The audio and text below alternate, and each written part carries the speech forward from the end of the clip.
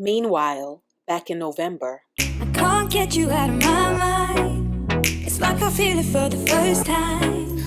Been thinking about you all night.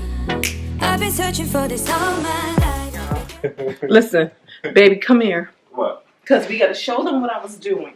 We were in the closet, and he's getting stuff, and I'm like this. And I'm like, oh. And I'm massaging him, and he goes, oh, that feels so good. And then he busts out and says, after he was like, oh, that feels so good. And it reminded him. Good morning. How you doing, guys? If you haven't subscribed, subscribe. And don't forget to hit that like button. And it reminded him after he said, that feels so good. And he said, you know, a girl hugged him. A passenger hugged him. Yeah, she hugged me. But she hugged me like this. Go ahead, show it. What was she hugging you for? Okay, it's because I get a text from Uber saying passenger left the phone in the car. So then her friend had called, and because she didn't have a phone to call, so she was like, "Oh yeah, you know this and that." I'm like, "Oh, I'm having lunch, so I haven't even left the neighborhood yet." And it was in Washington, so I went back, and when she went downstairs, I gave her the phone, and when I gave her the phone, she was like, "Oh my God." Oh, boo. So what you wanted me to do? Do these don't know it's still COVID out there? Yeah. So tell her about the time when he comes home, he says, you know, a passenger kissed me today. So this is what we get. This is what we get. Kissed me on my lips. If I didn't move a second, it would have been lip to lip for some reason. So she was from you here for some reason. She was from overseas. She was visiting. But she was with like 3 guys. They was like all like, I think they was talking, I don't know what they was talking, French. I don't know, Italian. I don't know what they was talking. I don't know what. And he told something for the last minute. If he wouldn't have turned his head, she would have kissed him on the lips. Mm-hmm. This is what I got to deal with. This is what I got to deal with. You know what? Don't make me make you quit. You about to be an unemployed Negro. I'm about to put it right there. How to have you quit your first job? Now I gotta have you quit this. You're gonna put like for me and be like, which is ready to quit. You know exactly. Exactly. Yeah, you can't trust these men out in these streets. You gotta keep them home. You gotta keep them home. You gotta keep the good ones at home. I don't know, but I really wish I would have took y'all on this journey of Jay and this tree. Because y'all, he was going through it. Look at this. Let me tell y'all, I had this tree since 2007 because I worked for this company. And I started working for them in November. And they would give Christmas bonuses. But because I just started, they gave me a bonus of $200. So you know me, always been great with budget life. This is like before I had a channel and everything, but always been great with budget life. So I was like, I want to make a good choice with this money. So I went and bought me this Christmas tree with the money. And I remember thinking it was like so expensive because like it was close to $200. And I was like, wow, this is the most expensive Christmas tree I ever gotten. So, of course, you know the story. As years go on and time goes on, some of the lights just stop working. But who cares? I don't care. But apparently Jay cared. So Jay has been up night after night after night working on fixing the lights on his tree. So he ended up getting all the bottom lights fixed. And then this little top right here, he could not get fixed. And I was so over it because he would be sitting here playing Christmas music with a glass of wine on his sitting Indian style on the floor, working on the top of that tree. Look, he even got this thing. Whoa. Like the light reader thing. I don't know. And so I said, babe, you using all this time. Why don't you just go buy some string lights and put it at the top of the tree? So he went and bought some lights. They were warm. They were like different colors of white, like warm tone, this, that, this, that. So, of course, he comes back and plugs them up. He's not satisfied. He's like, because it's not the same color as the light of the tree. I'm going to go buy a new tree. And I'm like, no, you're not.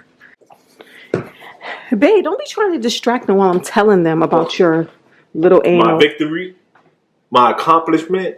How you doing, right? We would have not had Miss Drench over here didn't want Christmas to be. And I'm getting it together little by little. Listen. In my little tight schedule. The point is, he was obsessing over some freaking lights. And I'm telling him, I'm like, once you put on decorations on a tree, you're not even going to notice them lights. So he was not having it. He done took, y'all, the tree is a pre-lit tree. It's a pre-lit tree. You know what Jay did? He took all the pre-lit lights off of the tree. I didn't even know you could do that. He said he didn't know either. Guys, you see how like the tree is like pre-lit? He took all of these off. The top. He took them all off. And when he did that and he plugged it up last night, and then he saw where there was one bulb missing. He popped the bulb in, boom, it worked, and he was able to put it back on the tree, and boom, we have a tree that Jay is satisfied with.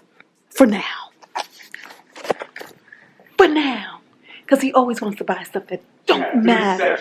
You had 3 sections? 3 sections, and you fixed them. My baby fixed that, and he tells me I ain't believe in him. No, what I didn't believe in is his obsessed ways.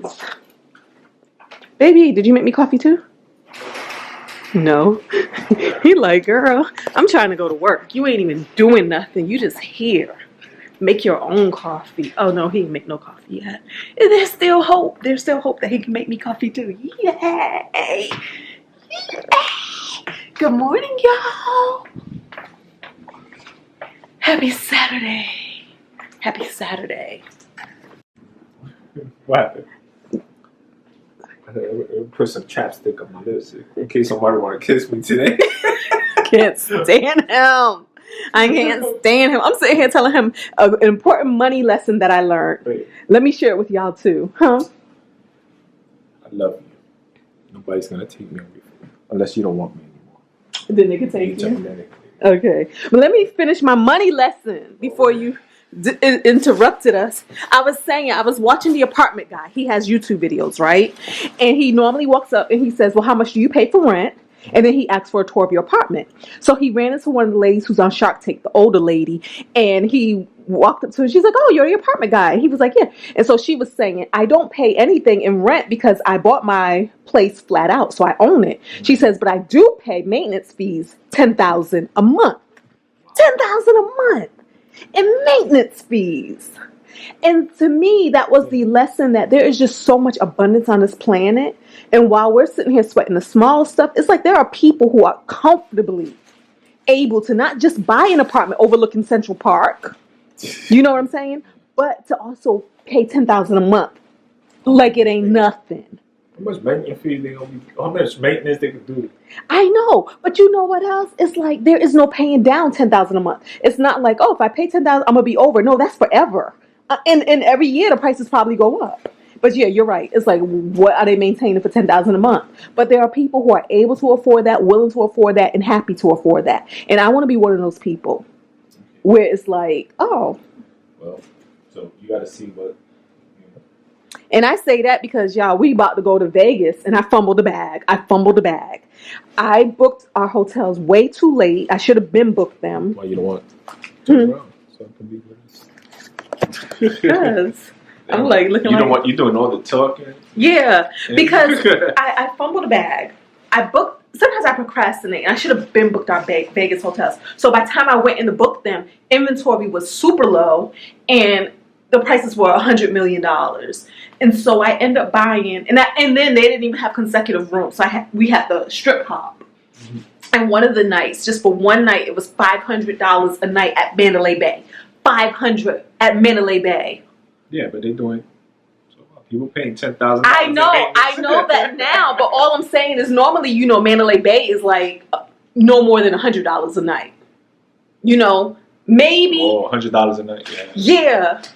Maybe $200 a night. Mandalay Bay is not one of the newer hotels, but I'm paying $500 because I fumbled the ball.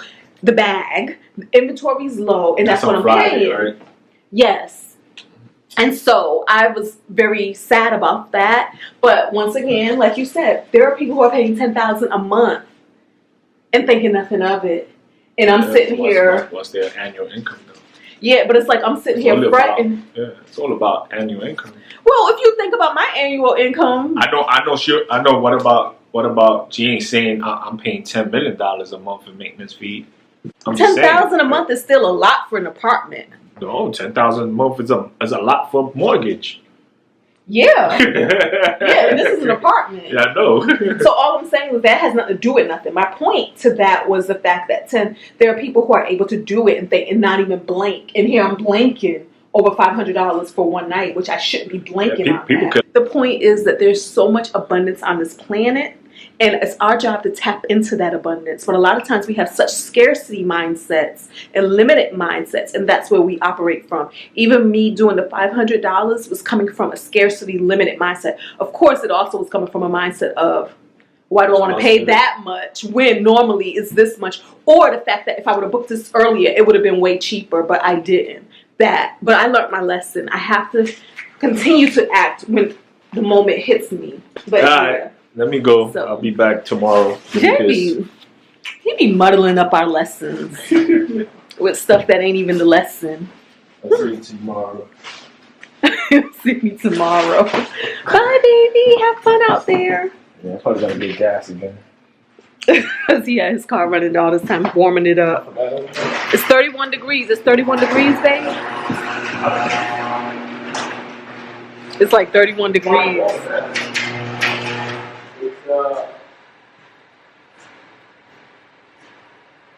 It's 29 degrees. He ain't used to this. He ain't used to these weathers. He ain't used to these numbers. I'm gonna buy my baby a coat for Christmas. And a coat. Alright, baby. I can't get you out of my mind. It's like I feel it for the first time. Been thinking about you all night. I've been searching for this all my life. You're just my type.